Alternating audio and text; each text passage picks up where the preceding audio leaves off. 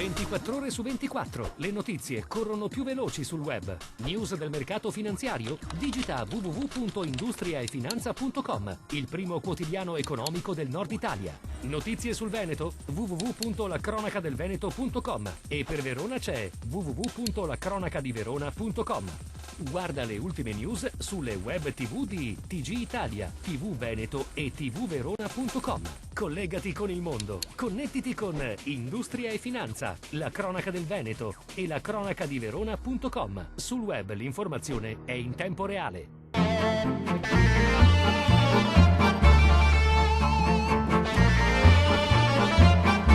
Luca Zaia, Veneto, e Vasco Errani, Emilia Romagna, pari merito al primo posto insieme ad Enrico Rossi della Toscana. Sono questi i 3 governatori più apprezzati in Italia secondo lo studio Monitor Regione di Data Monitor. Roberto Formigoni, Lombardia, scende dal podio.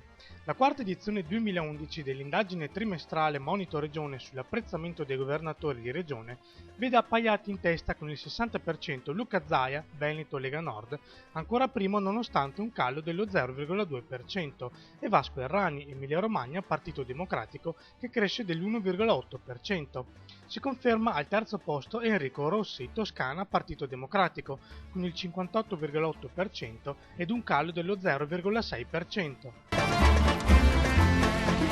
La manovra cosiddetta Salva Italia creerà ai consumatori del Veneto un impatto negativo di circa 8 miliardi di euro nei prossimi 3 anni, maggiore spesa in tributi, balzelli e tasse varie che verrà incassata direttamente dallo Stato italiano e probabilmente non tornerà più nel nostro territorio. E c'è di più. Questi maggiori esborsi fiscali genereranno nello stesso periodo una diminuzione del PIL regionale pari a circa 4 miliardi di euro. Lo ha affermato l'assessore alla tutela del consumatore del Veneto Franco Manzato, alla luce delle elaborazioni effettuate sugli effetti che la recente manovra avrà sulle famiglie della regione. Non solo pagheremo, come al solito, per buchi ai conti pubblici fatti dallo Stato e da altre regioni soprattutto del sud, ha sottolineato Manzato, ma una simile operazione rischia di impoverirci pesantemente, mettendo a repentaglio la nostra capacità di crescere come e più delle altre aree europee maggiormente sviluppate. Dal lavoro in affitto a quello a chiamata, in Italia c'è una giungla di oltre 40 tipologie contrattuali responsabili della massiccia precarietà diffusa soprattutto fra le fasce più giovani. Allo studio del governo la sperimentazione di un contratto unico, o per meglio dire prevalente, che rivoluzioni l'accesso al lavoro uniformando regole e tutele fra i dipendenti. Un progetto ancora poco chiaro che vede sul tavolo proposte anche molto diverse fra loro. Alcune di esse, sotto i buoni propositi, celano accordi al ribasso sull'articolo 18, una materia delicata dunque, e ancora prima di avere le idee chiare si parla di regioni di lancio nelle quali testare il nuovo contratto. Se le indiscrezioni davano il Veneto come favorevole, a smentire categoricamente la notizia arriva l'assessore al lavoro Elena Donazzan, che esclude la propria adesione. Il contratto unico prevederebbe la negazione di tutti gli altri contratti che invece in Veneto hanno permesso di accedere al mondo del lavoro soprattutto ai giovani. Significa penalizzare l'apprendistato, che invece con la nuova formula dell'apprendistato ha messo d'accordo sindacati e forze datoriali. Significa ridurre i voucher, per esempio, che in agricoltura hanno avuto un grandissimo spazio. Significa non permettere alle diverse tipologie di settori di dare lavoro. Il contratto unico è una rigidità che metterebbe in difficoltà proprio il Veneto. La Carta ONU dei diritti dei disabili, assieme alla bandiera del Veneto con la sua scritta di pace, partiranno domani per la Patagonia.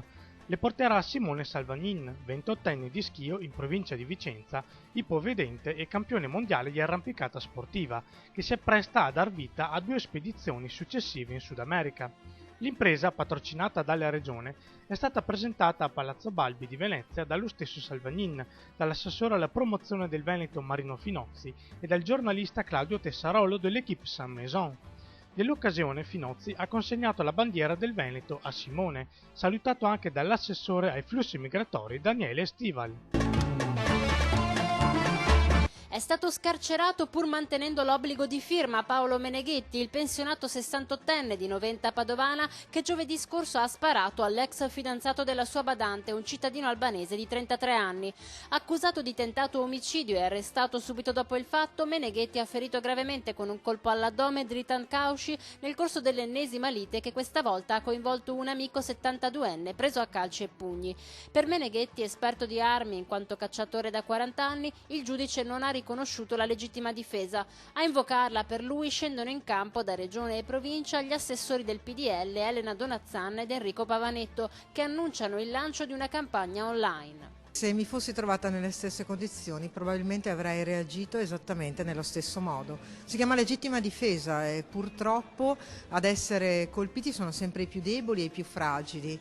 Questo ordinamento non permette di dare garanzia ai cittadini per bene, non mette le forze dell'ordine nelle condizioni di poter agire, perché poi arriva il giudice di turno dove magari la legittima difesa non viene nemmeno riconosciuta. Che il PDL abbia fatto da sempre del binomio sicurezza e immigrazione un cavallo di battaglia è ben noto, ma con queste parole sembra che il partito vada ancora oltre, esprimendo solidarietà a un cittadino che ha deciso di farsi giustizia da sé.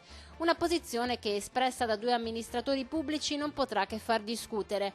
Di certo la vicenda di Meneghetti è diventata, in men che non si dica, bandiera di una parte politica che vede nei cittadini immigrati la peggiore minaccia nei confronti della città.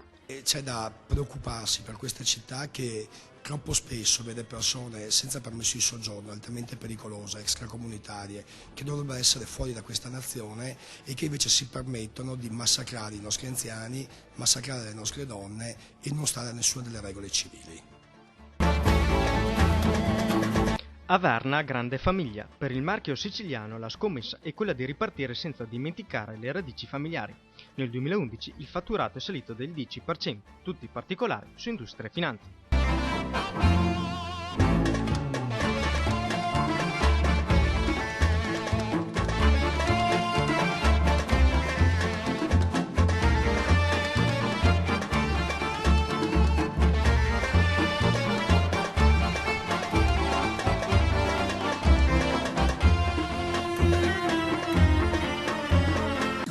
Ore su 24, le notizie corrono più veloci sul web. News del mercato finanziario? Digita www.industriaefinanza.com, il primo quotidiano economico del Nord Italia. Notizie sul Veneto? www.lacronacadelveneto.com e per Verona c'è www.lacronacadiverona.com.